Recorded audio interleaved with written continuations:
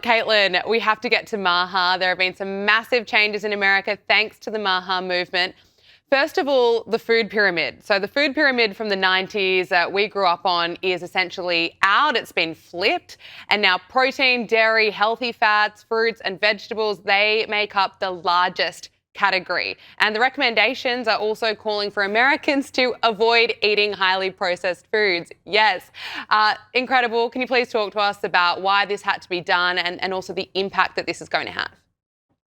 Yeah, absolutely, Gab. I mean, before this change, they were actually recommending that we eat about 6 to 11 servings of carbs and grains a day.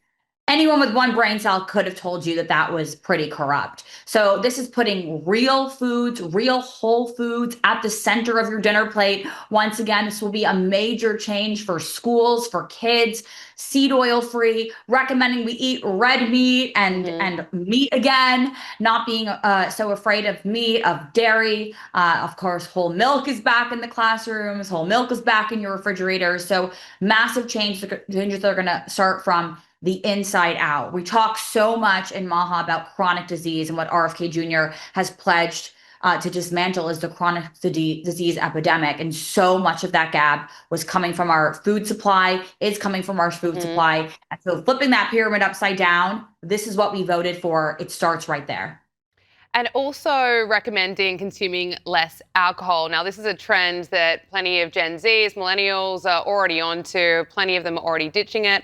I'm on that trend. I'm not at the stage yet where I'm ruling it out 100%, but to be honest with you, I'm pretty close to it. I'm pretty done because life is better without it. Can you talk to us about this recommendation?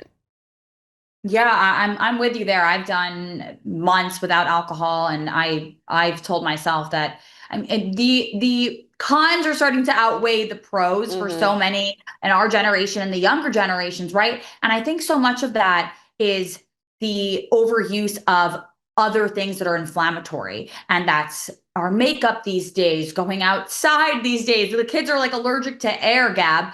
And then we just talked about the food. So the food is really where you're just walking around with chronic inflammation. Then having a drink or two is adding to that inflammation. So I don't want to say these kids, but the younger generation really is growing up in an era where they are just chronically inflamed and stressed out. Of course, adding on top of that SSRIs, which are gut disruptors, which are so common now, and doctors are prescribing like candy. So it's a whole host of issues, and we could be here forever. But yes, the recommendation for less alcohol is actually a trend, this sober curiosity movement that Gen Z and Gen Alpha are kind of picking up on their own. Yeah. And again, all of that is to reduce inflammation and therefore reduce the chronic disease epidemic in this country.